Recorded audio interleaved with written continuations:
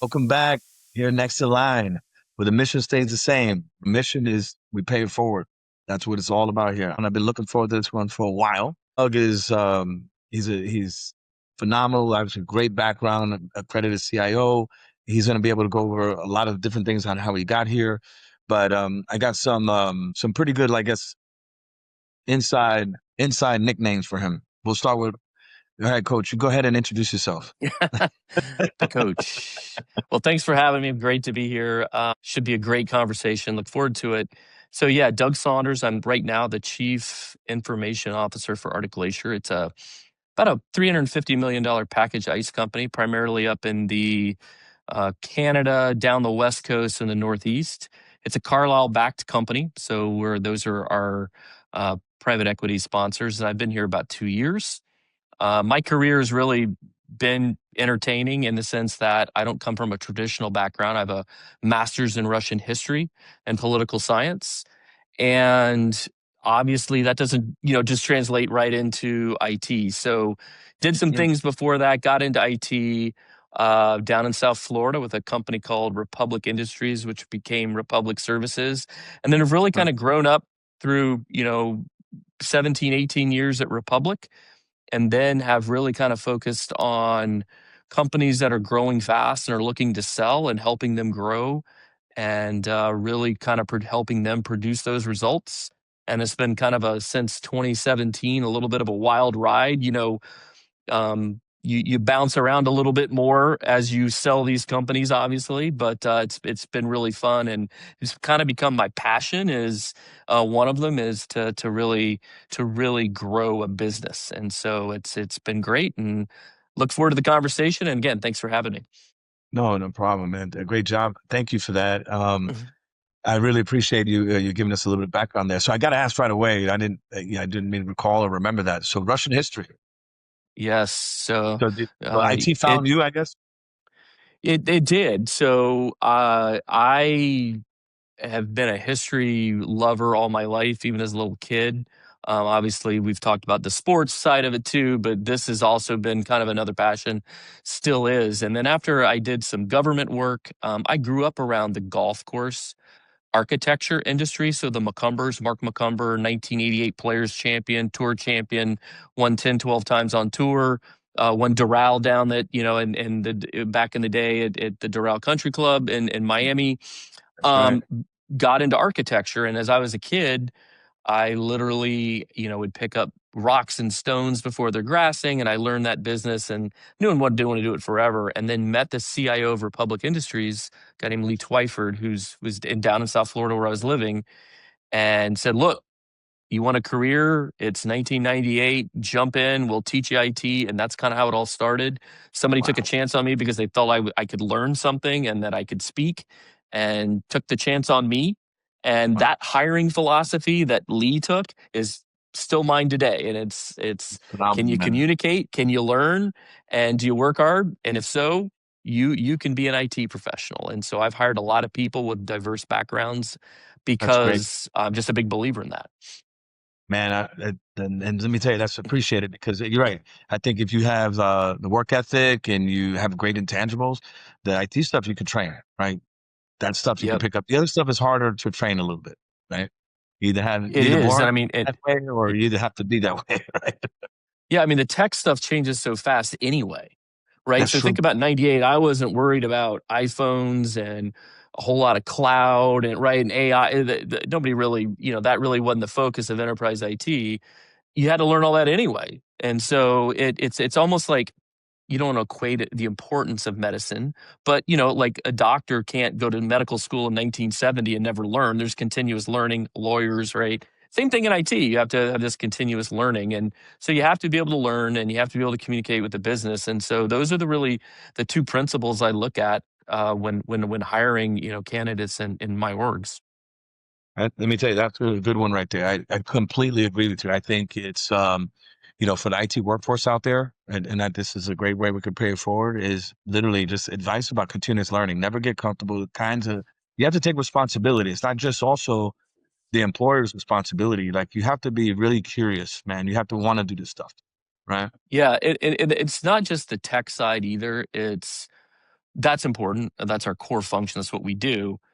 Sure. But kind of as we were talking about kind of in the pre-calls, it's really about learning how businesses work, why they work, what are we doing, how does technology really enhance that? And so it's also learning, can you talk about, you know, a P&L? Do you know what you're doing and how it affects how the company is growing, whether it's top line, bottom, whatever it is. Sure. It's really important to understand what those tech investments, how they're leveraged to really grow that company. And I think that's something that you continuously learn as well. So when I started here, I had to learn the ice business. I had been in the ice business before. Like, you think it's as simple as freezing water, put it in a bag and selling it. It is, Yeah. but there's a lot of obviously nuances around it. And so I think Absolutely. that's the other part of this, is really learning and being willing to learn how businesses operate and working with them to help the company succeed. What kind of advice would you give to somebody, let's say, that's afraid? Like, I don't really know that domain. I really don't know that technology. I'm, just kind of afraid to move forward, like scared of failure. Yeah, you know what? I think that's a legitimate concern, for all of us in all sorts of things. And so all of us have some sort of fear, whether it's, you're playing a sport and it's for the first time, like you want to go out and try on a tennis court and you've never picked up a tennis racket. I think you have to, as a CIO or an executive, and probably anybody at any level, I just had to learn to be comfortable being uncomfortable. So it's never easy to go in a boardroom, right? And just speak to, really, like where I work at Carlisle, there are, we've got Harvard people and Oxford people and all these like fans. I went to Alabama, man. Look, you know, I, Mhm. I went to Sleep on Alabama, and Alabama. I still got to have people help me with math, right? So all these Harvard folks are like, look, they're really smart and it's intimidating. And even today, but I am so used to being nervous about that, it's comfortable. And so I think Ah, you just understand. you have to jump in. It's no, like if I'm throwing a pitch, I'm throwing a 3-2 slider with bases loaded, Hmm. and I've done it 100 times. The first time I'm a little nervous. Is this going to be a ball? I'm going to walk away. Oh my gosh. Same thing in business, right? Is I think you need to believe in yourself and take the step forward and put yourself out there, right? It's whether it's at a networking event, like you go to a big networking event, are you actually talking to people, or are you sitting at a table looking at your phone? I see a lot of people looking at their phone. I always walk up to them, because You you know do? what, I've been there. I've been there because I Oh, used yeah, to sit at those things and stare at my phone and be like, okay. And I just like, hey, how you doing? What's going on? What's on your phone? You reading Twitter? Like, what are you doing? And just start a conversation, not about like, tell me about your big tech problems, but you just build a yeah, relationship, you build some rapport, and then all of a sudden you start talking about all kind of, and I learned probably more than they do. That's the fun part. I do it really maybe a little bit more selfishly now, because it's, my wife is a lot like that too. She'll sit at the table. She's a SAP manager, so she runs oh, SAP shops. But she's if you meet her, you would say, "Oh my gosh, you're very outgoing." But she's not. And so at these events, she sits there like, you gotta talk. And so I think it's really important for people to put themselves out there, be uncomfortable. It's okay. What's the worst thing that can happen yeah, in that scenario, right? Worst, like in sports, the worst thing can happen, the guy launches it over the fence and I've just given up yeah. 4 runs. Well, so what? Right? Still there, Like next pitch, right? right? So that's all you can do. You can't unhonk that horn. So put yourself out there, take some risks, and just really learn to be uncomfortable. And it's okay. Learn to be. I love that, man. So I got to bring it back. You brought it up, man. So 3-2 pitch, right? 3-2 count, bases loaded, right? I love that. Um, I have to share with everybody. I like to you give the background a little bit better than I do, but you played ball also at Alabama, correct? I And did. I let's say will. for the Just to be field clear, goal. I attempted. I was more of a fall ball guy because I got Okay. hurt twice. But yes, I was there attempting to play. So yes, I was not a star. I was not a. I never lettered, but I did. I did give it a whirl. It was a great experience. Yeah, it's another. But you went out there, did trying to go out and do your thing, I which made is. myself uncomfortable. Right. I went out there and did it. Right. And now quickly went to coaching too. Like as soon as you had some Mhm. kids and stuff like that. What kind of we talked a little earlier about that too. Like what skills from a coaching and baseball are like transferable to the business side? Yeah, it's fascinating. A lot of the things that I've learned, say, over the past 15 years specifically, have come from sports coaches. So I, played baseball at a higher level. I coached. I was around, as we talked about. I had a travel team in Arizona that had people like Aaron Boone, Todd Stottlemyre, Oh, Kyle Loesch, uh, Cody Ross, all these major league players, because their kids lived in Scottsdale and they were involved in this team. And so, I'd sit back and learn. I also worked for the National Hockey League as a video replay official. So you're around hockey NHL type players, right? My son's coaches at travel hockey out in Arizona were ex NHL players. And, I think the translation of working together as a team and team culture is so important, not only in IT, but in business. And so, the most successful, as a CIO, the most successful businesses that I've been a part of have a great culture that usually starts from the top, and the CEO who creates a team really built on, the sports guys say it and good CEOs say it, trust, transparency, and collaboration, right? And so, do we trust each other? And not so much that that's two pieces to me. It's, I'm going to do what I say I'm going to do, but I also trust that the player or my team member or my colleague has the ability to do it as well. So, like, if you're playing hockey or baseball, I have the ability. Like, if I'm throwing pitches, my catcher, I trust that my catcher has the ability to frame, to call the right game, to whatever. I trust that they have that ability. Same thing in business. I've got to okay, let the sales and the HR and everybody else, I've got to trust that they can do their part. I can't worry about that.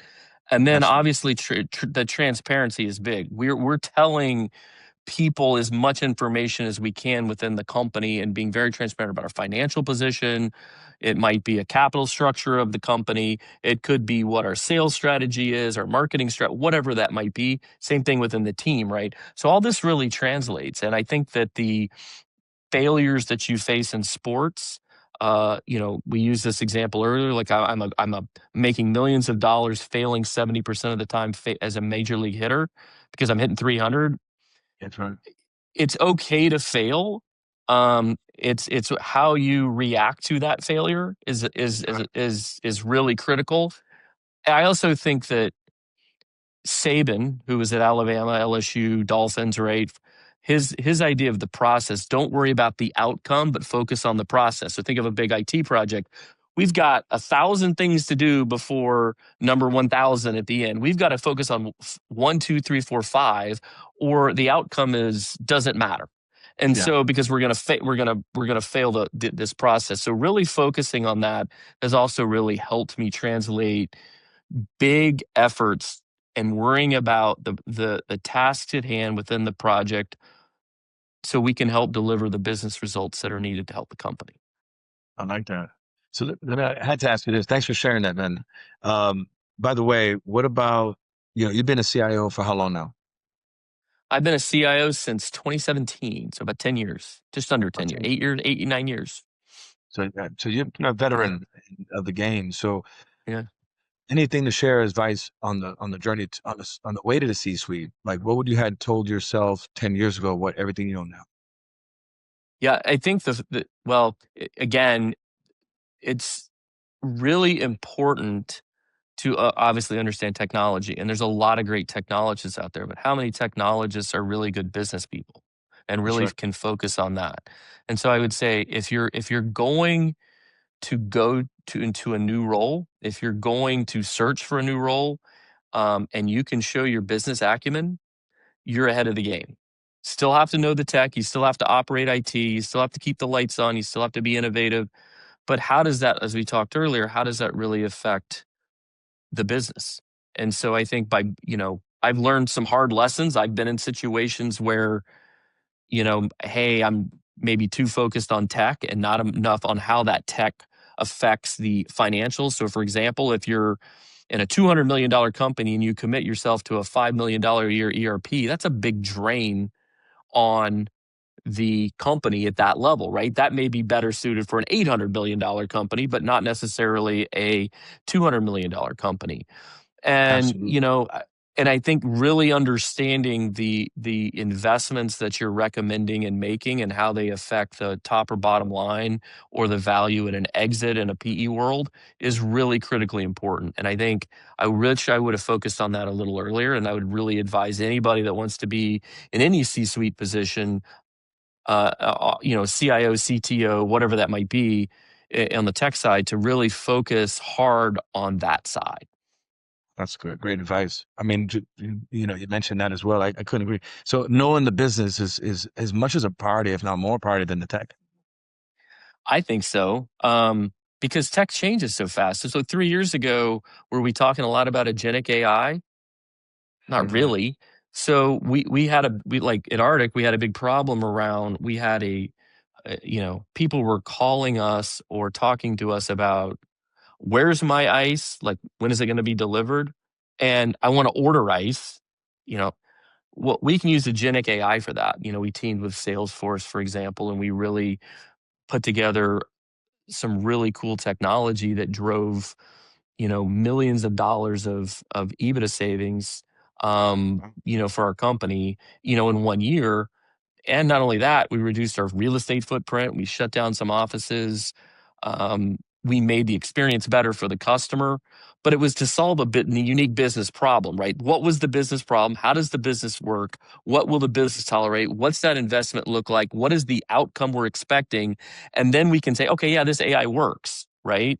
And so, yeah, it's great to know all the technology, but like I said before, I have made mistakes where you can put technology and then all of a sudden it's just what's really the ROI of putting in a new ERP? Like, you need to examine those things. And I've done that in places where, okay, now all of a sudden we're stuck with a big investment that didn't bring a lot of value back.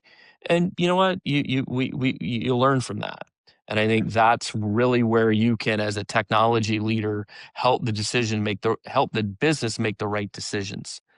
So That's not just to make a technology investment, but really, where does this fit into our revenue or our EBITDA or our what is it you're trying to accomplish? What business problem are you trying to solve? Some things you got to do. Like, you have a 2000, you know, 17 server. Well, maybe time to replace that now. You got to make that yeah, investment. It's like taking care of your house, right? You got yeah. to replace the windows and doors and the floors put a paint on it. Hmm. But that's normal. But it's really this investment piece that's really going to help you drive business growth. That's really where I think our tech leaders need to focus going forward. I love it. That's phenomenal advice. That's great stuff. So let me ask a couple. So I also want to talk about private equity. How long have you been in the private equity as an IT leader in private equity companies?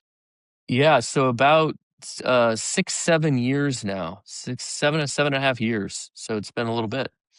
Yeah, that's a lot. What would you say fundamentally? What would it be if you had to map it out? Like, what are the differences between being in a private equity backed organization as an IT leader versus a non, private equity backed?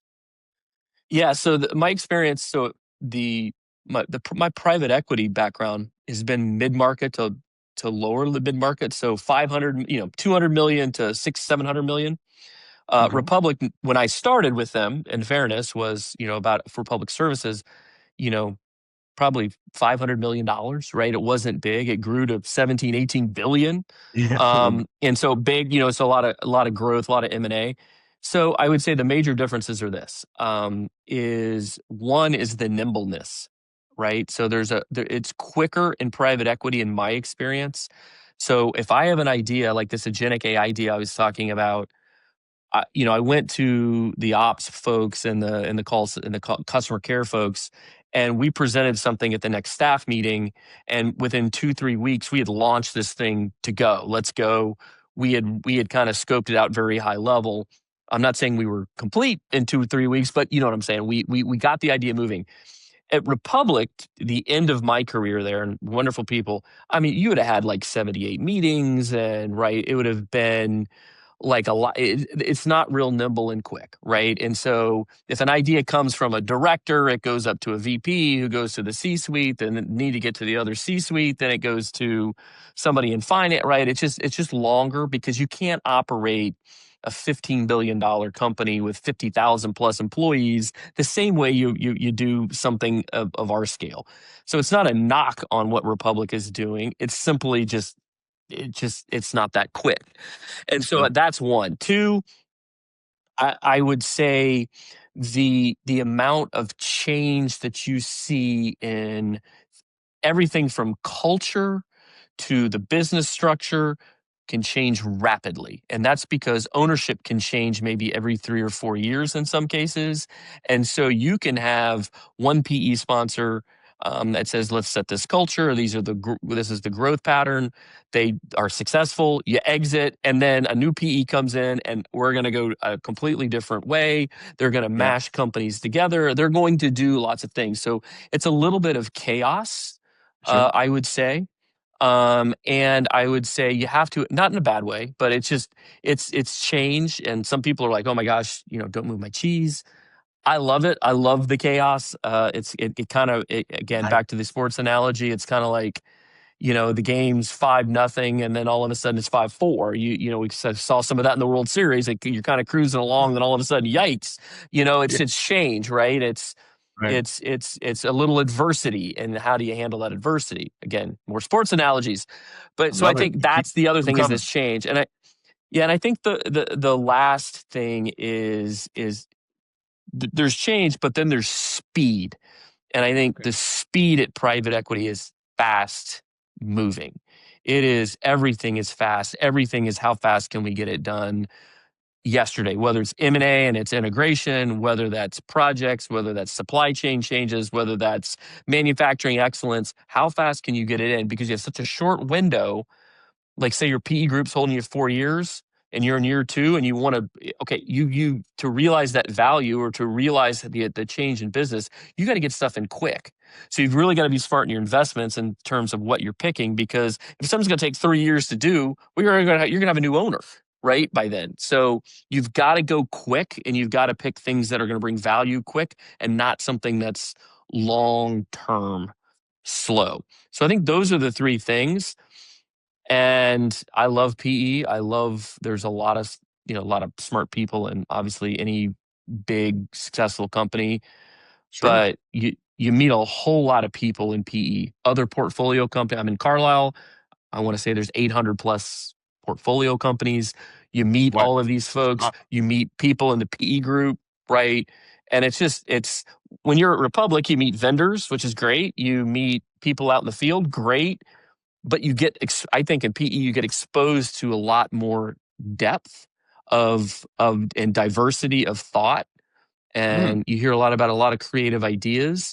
And I don't know everything. I'm always learning, and so it's sure. great experience, and I love it. That's why I like the PE side of things. Is it, man? Thanks for saying that's good. I mean, I got the nimble, I got, culture and change and then speed. I love it. I mean, Hmm. I'm an entrepreneur since '04. So, especially small, medium businesses, you got to be fast. You got to be fast. Yeah. You got to be okay with change. It is what it is. You don't have that luck or the runway, right? The runway for that. No. Let me ask you, is that because because of that model, like you guys are looking to exit 3 to 5 and you need to get the EBITDA to a certain position in order to take it to basically meet the goals for the shareholders? Yeah, and so I don't know that I'm learning, well versed on the lens I'm in a portfolio company, and that's kind of my lens, right? So like I love to pick the PE, like when we go to a board meeting, I like to ask questions of the Carlisle investment folks. They're not technical, they're financial folks. They put deals together, extremely smart, and to kind of get their perspective. But yeah, to answer your question, I would say absolutely. Typically funds are different. Some may be 7, 8, 9, 10 years. That's probably unusual. I think most Yeah. people are out 4 or 5 years. And so what are you going to do in that 4 or 5 years? Let's just say in my case as a CIO, to really move the needle. And I think there's two things. It's the EBITDA growth, because if you buy a company that's say 50 million in EBITDA, and you can take it in 4 or 5 years to say 120, and now I can sell it, I'm just using round numbers, 10 times. Okay, right? That's different than if I bought it at 10 times at 50. So you Oh can yeah. think of that. You like, again, I went to Alabama. My math's not great, but that seems like 1.2 billion to 500,000 somewhere in there, or 500 Yeah. million Right. somewhere in there. Um, and I think that's really where, okay, you can really help. And then the other thing is just the value creation. So what are you? That's a big word, but I see it as sometimes there's some tangible things. And don't get me wrong, these private equity guys would come in here and tell me, okay, Doug, you're nuts. But from a portfolio company and where I'm sitting is I'm creating obviously value on the EBITDA side, but I also want to create something that is maybe unique in our industry. So in the ice industry, okay, how unique can that be? So I've talked a lot about some of the AI stuff we did on customer care. We've kind of created this Amazon of ice experience, which is Mm, kind of unlike anything else. And I can know where my order is on a mobile app. I can order. I can see how full my containers are, or what we call merchandisers, right? I can do all these things that no other real company can do at scale. Our analytics platform that really kind of predicts sales and weather. So obviously, if it's rainy and 50 degrees in SoCal, we're not mhm. selling a whole lot of ice. If it's 95 and sunny, we are. If it's on a weekday, we sell less than on a week, right? All these things. So we have an analytics engine that can help predict some of that. That's We have huge. IoT devices that tell us when to kind of create this auto order. So if you Mm, think of ice, right? So if you think of ice, I'm driving along to every 7-Eleven or, yeah. wherever, and I'm opening up the door and I might put 2 bags in, next stop 2 bags, and next stop I might put 100 bags in. I want to Mm, go to more stops where I'm putting 100 in and not the two. So we created save this money there. IoT device, right? That goes in the merchandiser. Now it tells us the fill level, the temperature, all these things. So we get all this data, and all that data is great to help with the order. But the other thing that we found was, in that case, we didn't get a lot of. So if I'm only going to that merchandiser every 2 weeks, I put 100 bags in 100 bags. I don't know what's happening and when. But now with the IoT device, I can see how much ice is going out every 8 minutes. Right. So now I've got analytics on consumer behavior I never saw before. And why I'm saying all this is not because of the technology, which is really cool, but it's the value creation. Now I've got this platform that is completely different than anybody Neat. else in the ice industry. Yeah. So if I'm selling the company and I'm saying, yep, we drive around and we put ice in, we freeze water, we put it in a bag, our supply chain's good, our great, or I've got this technical advantage, right, and over the competition, and Absolutely. are you willing to pay more for that? I would like to say yes. I think You so. know, For sure. because Easy. you've got a trajectory of EBITDA growth in there by implementing more and more of this at scale, especially if you're going to put two companies together.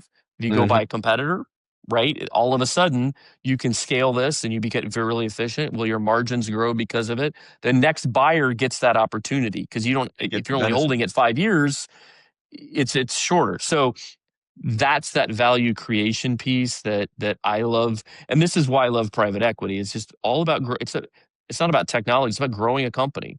How do you work Growth. together as a team and grow it? It's kind of like So winning that your. That's our was World Series, right there. yeah. Oh yeah. It was. what a Yeah, what a World Series too. We were talking about that earlier, man. That was one for the yeah, ages, man. Probably one of it the better was. ones I've seen in probably a decade at least. You know. Yeah, I'm trying to think of one that was that Marlins Cleveland series back in the day. Was it 97 was pretty good. I The remember first that one because I was down there. that was good. Where Council walked it off in extra innings in game 7, right? They scored in the bot. Kind of a similar feel, Yeah. especially the Marlins, a little bit of an underdog. But Oh, yeah, I'm trying to think of, in the last 25 years, what World Series really matches that. I don't yeah. know that I Not down to recall last one inning. that crazy, right? That was awesome. Yeah. And again, what I liked about it too, it showcased a lot of players that people don't, not everyday household names. You know what I'm saying? Yeah. That was Yeah, for super cool, sure. especially the Blue Jays young team, the kid, that Yeah. pitcher talking about, he's what, Yeah. 22, Savage. and Yeah. Yeah. that kid, the catcher, and Miguel Rojas. I'm Yeah. so happy for him, man. He's a local Clutch. Miami guy, so he's Yeah. pumped. So thanks for sharing that, man. I'm actually like vibing this PE world, right? Reminds me, it's very entrepreneurial, like that, and I It dig that is. all day long. It's just bigger numbers, probably. you know, Yeah, and I think the other thing there is there's bigger companies, billion-dollar companies that are backed by PE, right? sure. I think that's why I kind of gravitate to that mid-market 500 because it's still growing and there's a lot of appetite for growth there. You can make Whereas it.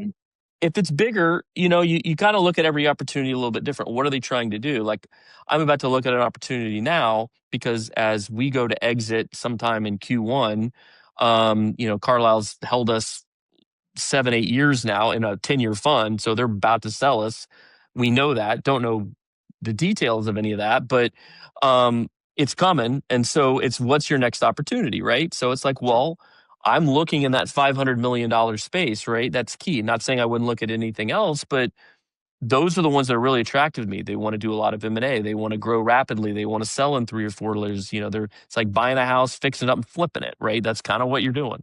Oh, fundamentally, yeah, absolutely. But you like the quick impact. You like quick return. I like that. Make change. So isn't that also like we hear sometimes when you hear PE, you hear a lot of, from employee perspective, a lot of negative perception. Like, oh my God, we're all going Mhm. to lose our jobs tomorrow, right? Isn't it fundamentally like it's kind of like business as usual? And like calm down. There's no one going anywhere yet. I think it's like like anything. Like I can speak to Carlisle, and one of the best experiences I've ever had with any company, right? Oh In well. terms of, um, Michael Kingston, who's the CIO of the Americas, who runs their technology group over the portfolio companies, to our board members, to the other investment people I've just happened to meet. They've been wonderful, and there is an element, and again, I'm sure people, I don't know this, but can somebody talk bad about Curl? I'm sure, right? I mean, they might have had a not a great experience. I've had some bad experiences in PE, and where I would say it's not so much, oh, everybody's going to lose their job, because generally speaking, if you've got a good management team and Mm-hmm. an investor and you're selling it to another PE group, generally speaking, not always, but generally, if you're doing really well, why would you want to change all that? Right? You want to keep it going, right? So it's not necessarily you're going to do that. Now, yeah, you can get into competitive buys, a competitor buy. So when I was at Advanced Disposal, we were about a $2.5 billion company, and Waste Management bought us. Well, Waste doesn't need another CIO. You don't need two CIOs. So yeah, that going in, and you have an exit and a path, and you go through that. But generally speaking, those companies take well care of any employee, whether it's a admin, that's answering phones, to a CIO. They do take care of you and create a path for you with a lot of communication if they do it right. Waste Management certainly did. So I don't know that. I think what the trick is, how much is the PE company going to live with you day to day? I've had PE companies that, for example, hey, we're 200 million right now. We want to get to 500 million in 2 years through M&A. We need you to lay down a platform that does XYZ.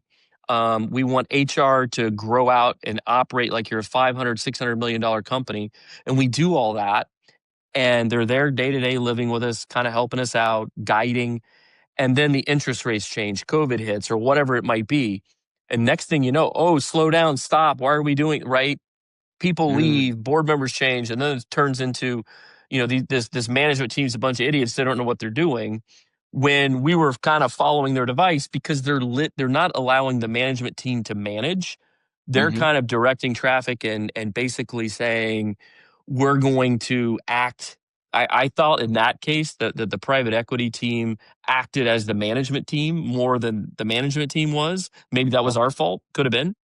And so that was not the best of experience. And that's just, because you had some rapid economic changes, mainly the interest rate and the inflation going up. So that drives up okay. fuel, that drives up labor, right. And you can't, now interest rates are up, and now Market's closing. let's just, I don't know what it was, but let's say you're paying $30 million a year in interest. And now the interest rate goes up. Now you're paying 80 million. You can imagine the drag on cash flow, right? If it's a tight cash flow business. And so I Right. think those are things that the PE group sees globally, and they might come in and make some changes. And that's where it can get a little bit negative. In that scenario, CEO leaves, the leader of the deal team from on the PE side leaves, and then chaos starts. I become interim CFO. Like, you don't Mm. want your IT guy being interim CFO No, at all. or Like, vice versa. I'm like, hey, right, right. Right. And so there was so much change there. The culture just became bad. And I'm sure they've got it all. And I left, and I'm sure they got it all corrected, Yeah. right? And stabilize it. But, when it becomes that toxic, it's tough. And I think that's kind of the danger of accepting that there can be change, and a quick change. And unlike a publicly traded company, that's probably going to take a longer time to happen. You can kind of see it coming, just in my opinion. Where in Hmm. PE, that can happen in a matter of month. Oh All of wow. this stuff can happen, right? Like 2 months, it's gone A pivot. sideways. Wow. Like that Yeah, quickly. You yeah, got to yeah, be yeah. ready for the pivot. So like kind of like a heads Mhm. up to like people that are entering or having opportunities. Like you have to be ready for pivots quickly. Yeah, and I think you always need to be prepared, and don't sit somewhere too long. Like, if it's bad and it's not a good fit for you, doesn't mean it's a bad company or they're bad people, but it may not be the right fit. It's like being on, I've been on good teams and the Yeah. culture's great. I've been on bad teams, and it's not. And I'm talking about sports, and been Oh, yeah. involved with them, and where I've seen them like from the outside.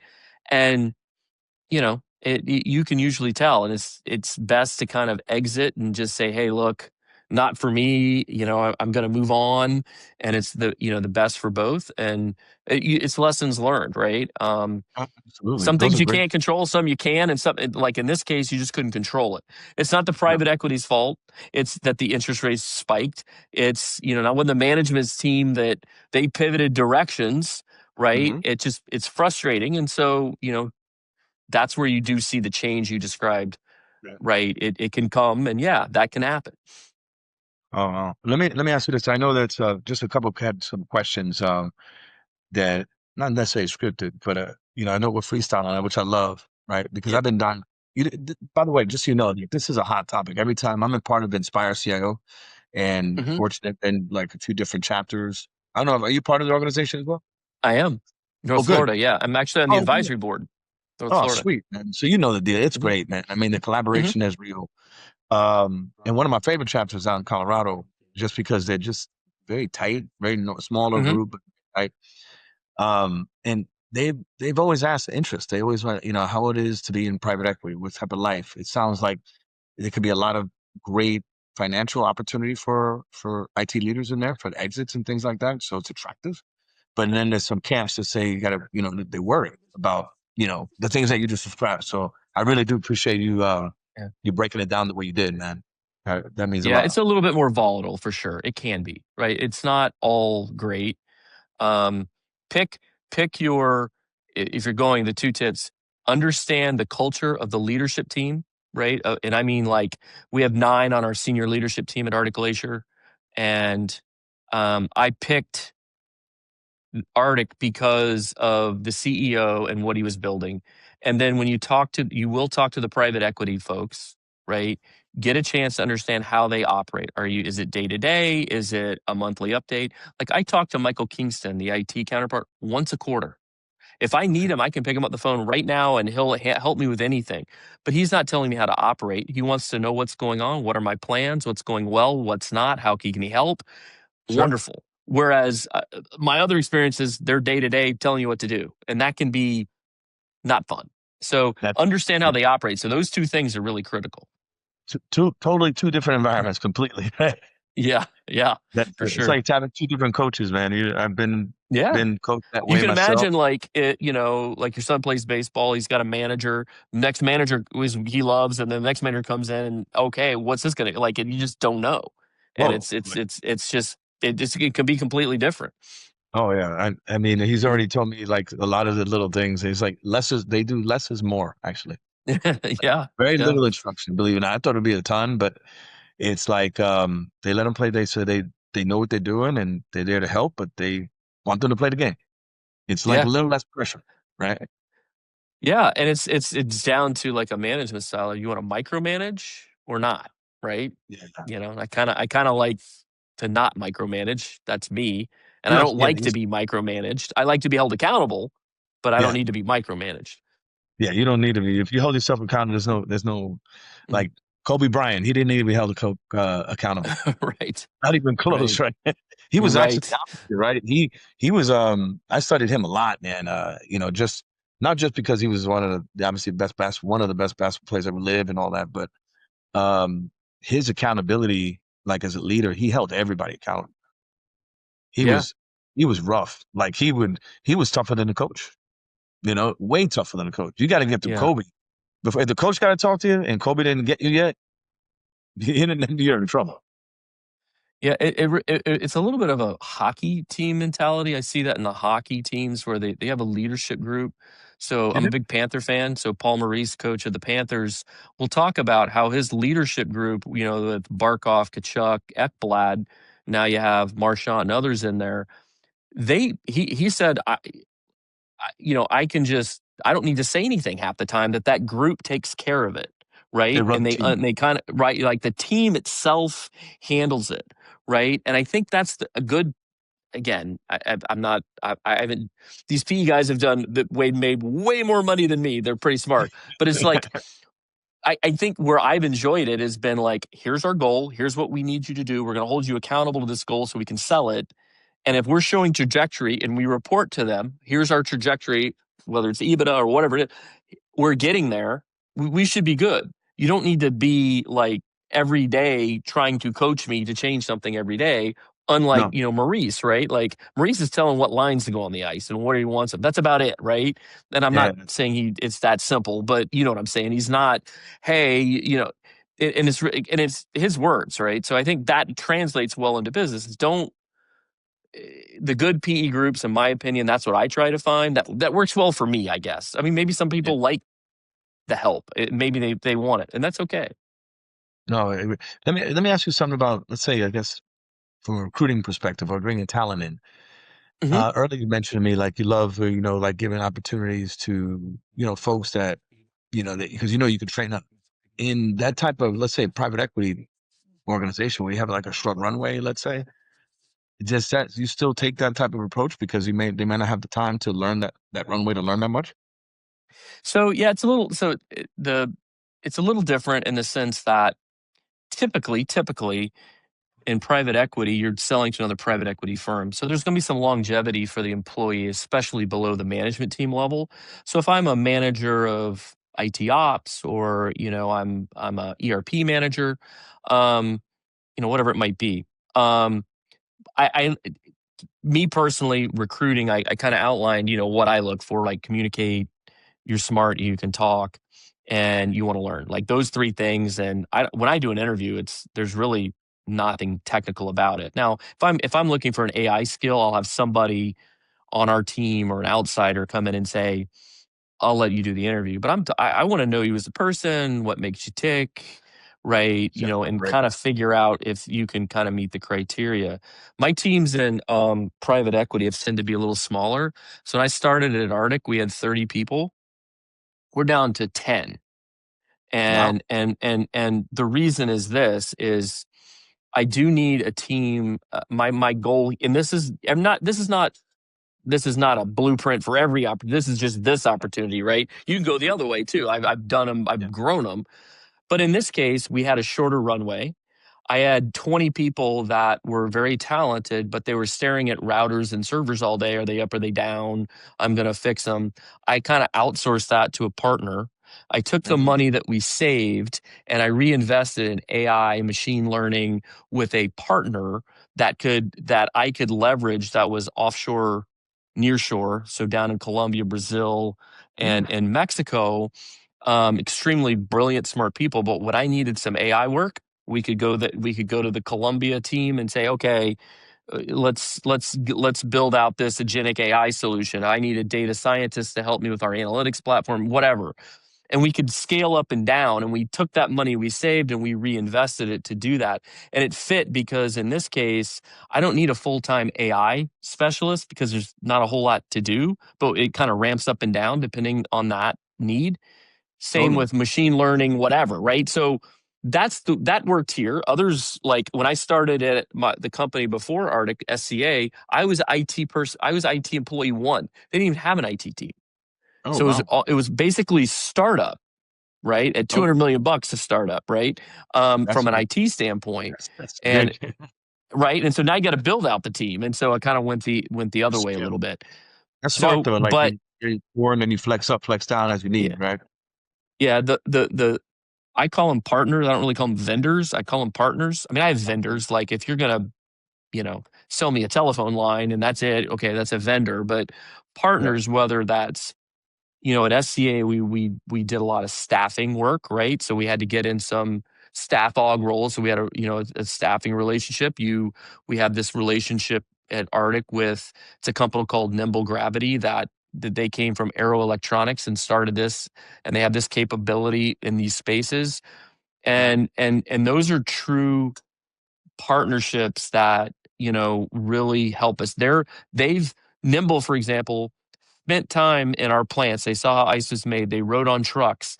We actually sent them merchandisers to put in their offices, those freezer things, so they could look at the IoT stuff and see how orders flowed and all that. And we partnered That's with smart. them to, Yeah. right. And that's where that makes it a partnership. They're just not, we're not throwing stuff over the fence. We Mhm. kind of ingrained them in our culture. They're part of our team. We have, staff meetings with them. We have our PMO meetings with them, and yeah, okay, we're 10 employees, but we're really 50, right? I was gonna say, And really, you got to count right, those farmers as part of staff. yeah, I'm with you, and you're getting those fractional has become extremely, extremely popular. Like, I agree. There's vendors and then there's partnerless, and hmm, that's a different model. Like these guys are invested in you as much as you yeah. invested in them. So that's They that's a they are, and they're going to be, wherever I end up. These are the types of relationships you kind of always remember, right? Because they can help you, and it's sometimes it's a fit, sometimes it's not. But yeah, that's what you want, because what it goes back to the trust, the transparency, and the collaboration, right? We have that with our partners, and it's no different, kind of throughout the organization. That's really what we're looking for. that's phenomenal. That's great. I mean, this is gonna be good for the community to listen to this one. These are like a lot of like nuggets I wrote down here, man. You're making me write too many notes. Now I guess for that I've been approached a lot are just a lot of kids coming up to me or parents or my clients of kids just got their computer science degree and they're struggling to find work, right?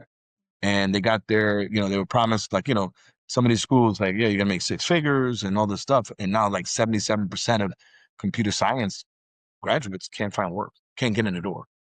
Any advice you can share from Yeah, your I seat? think it's how do you differentiate yourself, right? Whatever your degree is. Look, I got into technology from, Russian history, Russian different history. time now, right? Like, heck, did Alabama even have it? I mean, do we have computers I in was Alabama shocked back when you then? told I me in don't know. Alabama had that. Um, Somehow we had Russian history, but we didn't have anything. I'm sure we did. I listen. I stayed out anything math, computer science, engineering. Like, you don't want me building bridges. I knew that early on. So I think that it's a differentiation, right? So again, I've talked to a lot of MBAs with computer science degrees that can't carry on a conversation with me, right? Get in an interview. So it's great that they have that background. Okay, that's step one. That's a foundation. That's wonderful.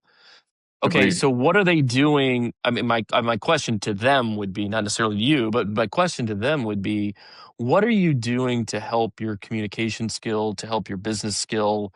What is it that you're because if you are they getting interviews and they're not succeeding and not getting hired? I mean, listen, I have a senior at the University of Florida, a sophomore at FSU, a freshman at FSU, and I still have a daughter that's a sophomore in high school. So I Okay. get it, right? So my senior UF finance major is like, okay, I got to find a job, right? Do I go get an MBA? What do I do?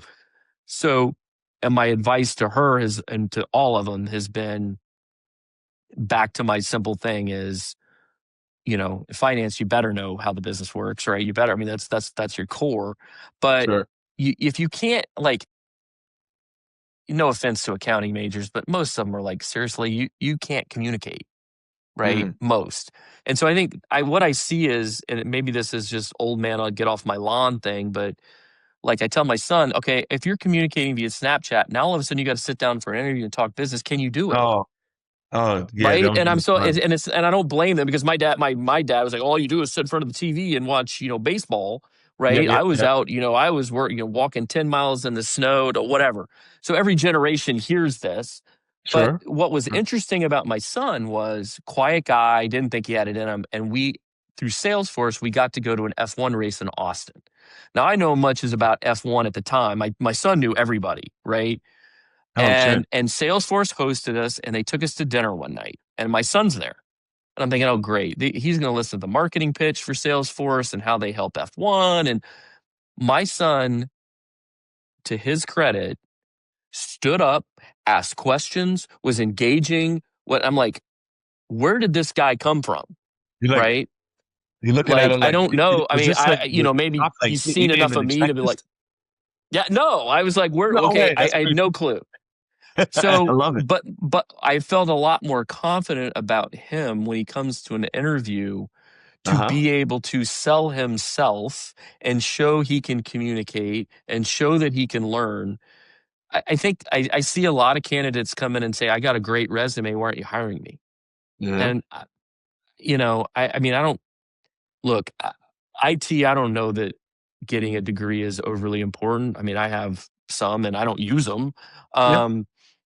I think that there's so much you can learn without having. I'm not advocating nobody go to college to get a computer science degree. I just don't. That my point Absolutely. is, I don't know in an interview if it's the end all be all. Like, oh my gosh, I'm going to fall over because you have it. Learn to sell yourself. Become a That's right. salesman. Show you can learn. Show you want to help the business, and tell them about your work ethic. And I just don't hear enough of that from candidates right out of school. They're very timid, right? Timid. The ones I've interviewed, very Yeah. timid. Send it just to Eh, the, I tell the black hole, like, I had a stat like prior to like all this, I think pre-COVID was 250 candidates per job opening on average. National average was kind of a benchmark, and 4 to 6 people got interviewed if they were lucky. Now with all the AI technology, like they bragging about like, oh well, I can send myself to 1,000 jobs in 7 minutes. Like that does Yeah, not get you in the door, man. You got to like go no, non-network or sell you, like you said, you got to do things that unique. Like I love what you said earlier, like what's unique about the business increase the value. The same thing, and from a candidate perspective, you got to do something different. you can use the AI tools to help you. If you want to research a company and you've got, hey, Absolutely. AI, tell me, right, that's great. Mm-hmm. Even I do that. Like I'll use ChatGPT if I'm talking to a company, tell me, just give me some research so I can ask some thoughtful questions. I'll learn about the PE group. I think showing you're willing to learn is not telling somebody that, it's showing somebody that. So when Absolutely. I interview, I'm asking questions about, hey, I saw you had this. Some of it's hard to find. So you can only find what you can find. But, you know, either learning is not, it can be, if you're I can show I'm willing to learn by asking the right questions. So I'm asking about how does the business operate? What I'm like for me in my role, if it's different, obviously, maybe, but I'm asking about the capital structure of the company. What does the cash flow look like? Are we cash flow strained? Are we going to have problem paying vendors, or is this a problem? Are we going to go bankrupt? I mean, because I can learn something about that. What are the challenges in the business? What does the culture look like? Whereas if I'm a new candidate, I may want to say, "Hey, I learned about your company. I heard you've got Salesforce in there. You've shown some Absolutely. intuition and some ingenuity to find out some data, and it shows me you want to learn." Whereas I get people that they come in these interviews and they'll sit kind of like I'm sitting, and they'll literally just say, ask me questions, I'll answer them, and then you What's should your hire PTO me. But that's policy? not how this works. What's your PTO policy? Yeah, right. Yeah, And it's crazy. if that's important to you, sure, but don't open with that. Don't open You with that one. know, I wouldn't even yeah, close it. I wouldn't even bring it up. yeah. But But people do. they People do. do. They do. It's my, what's your remote? I only work from home remote. Well, it's hard to learn remote when you're a newbie, in my Yeah. opinion. I'm old school. Like I'm like, you know, the days of like first win, I grew up in the military, so Yep. those things are ingrained in you. But like, I just think you're right, homework, and there's a reason why even at the, let's say major league level or in sports, they have scouting reports, man. Use your scouting report, right? In my instead, like understand who you're going to interview with, do your homework. It goes a long way. It goes a long, long way. So I do appreciate You're right. some advice you gave, man. I just think I had to you inspire me with the scouting report because you're a coach. We're gonna get picked up after this. We're gonna be picked up as when we retire. We're gonna be coaching baseball somewhere. I'm That telling would you, be awesome. we got to get you down here. I'd love to go out and just find an 8U, 9U team Yeah. in a few years, and not. I mean, I know the problem is you go volunteer now. They're, oh gosh, you're a predator, right? I mean, that's part Oh, of the problem, right? I start crazy. thinking that. But yeah, just to like look, it's just to go back, and because it, there's nothing better than standing out on a baseball field, just watching the kids have fun and Learning. play, and teaching that, especially at that age, it's no pressure. It's about fun. Who cares if it goes between your legs? Who cares? I mean, you Yeah. want to take it seriously. You want to work and try to get better, Sure. but it's like the tears and you see all these other teams. So that would be awesome to be able to coach again. It is. So I coached with this one dude for a long time, like all the way to we did the Cooperstown thing. We did all the way to I turned my Hmm. hat over in high school, right? That was it. Yeah. And he's still coaching, man. He still coaches. But he doesn't do the AU. He coaches the 12U teams that always go to Cooperstown. Oh, And okay. That's his it's, that's his gig, huh? yeah, he likes that Yeah. age group because they're kind of like they're pretty good. Like they're not teaching them super fundamentals like like learning how to catch, but these kids can play. And he likes when because I think at 12 it's usually the first retirement age at baseball players. They usually like okay, Yeah. after that they trying to get a little serious. They get in high school, it got real serious. Well, Actually, the high field school gets very bigger, number serious. one, Yeah, right?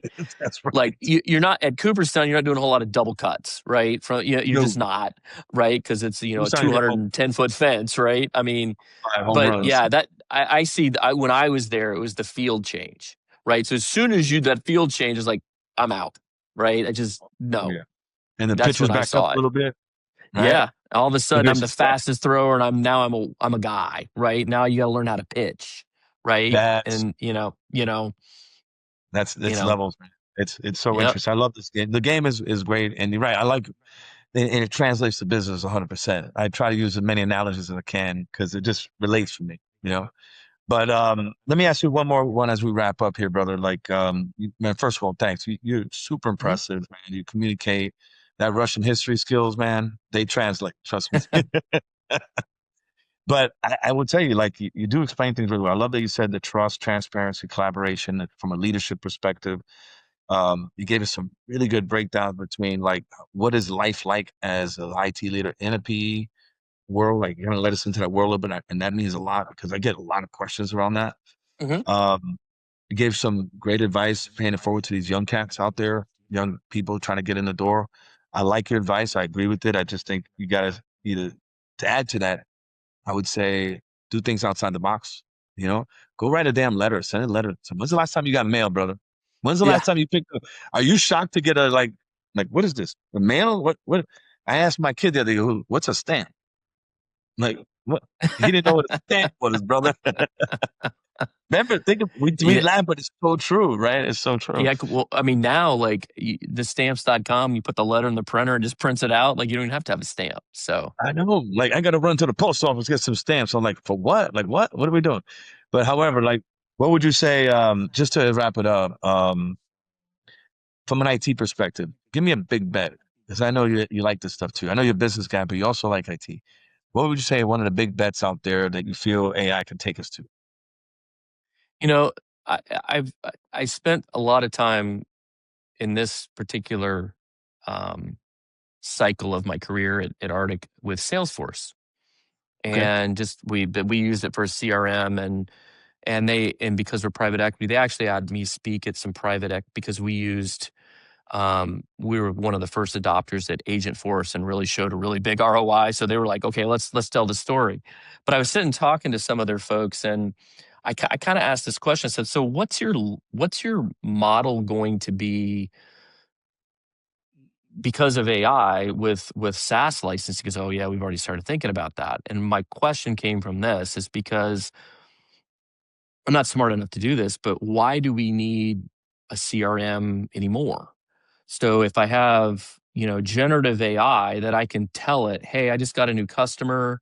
Here's the PDF that, we use, put it in the database. Great. So now we're not keying stuff in, right, into a database like we would do in Salesforce. Um, hey, what are my top 5 most profitable customers in New York? It'll spit them out, right? I don't need to go search and look at a graph and all that with inside the Salesforce thing. And so my whole point is if I can hook, I'm just, pick your AI of choice, Mhm. and I can hook it into a database, do I really need that application? Yes, there's workflows that you can build and stuff. And I'm not smart enough to put all that together yet, but think of the licensing model. Now, instead of needing, let's say I have 10 salespeople, but I've got every plant manager and every distribution manager in Salesforce, they can look up customer data. I only need 10 Salesforce licenses if I can access the data through AI to tell me, what 4 stops should I hit tomorrow, right, to deliver ice, or what 50 or whatever they are. And so that's what I think is going to change. You're going to see, because of AI and the way we use AI and be able to talk into a phone and get data into systems that way versus keyboard, hands on keyboard, I think you're going to start to see a shift. Somebody's going to come up with a pure, and I know they already have, but I mean a pure generative AI type application to help run a business. Even like doing journal entries, can I just tell it to do the journal entry and it just does it? I assume all that's coming. And I think Sure. what's going to happen, you're going to have this big shift away from big, large SaaS companies. They're going to have to Big tech. pivot and become AI enabled, because my business is going to be something like a chat GBT screen, like on my Mac, which I'm talking to on now. There's an app you download right on there. You don't have to go on the web on the through the browser, and I can just interact with that. Now, if it's for an enterprise and I can get all my financial data, all my BI reporting, any data out I want, Anything. sales, whatever. Give me a list of things. Hey, a customer, they got a call. It goes right into AI, into some sort of database, and it can pull up and send a message to somebody and say, we've got a problem with this customer. To, I want to run a sales pipeline. It can do all that. Someone's going to really figure that out and use generative AI, and the whole SaaS model is going to flip on its ear, right? That's kind of my big prediction. I don't know if that's going to happen in the next year or two, but I've seen startups try this. Like, I've seen it. It's seeded now, so somebody's going to figure it out.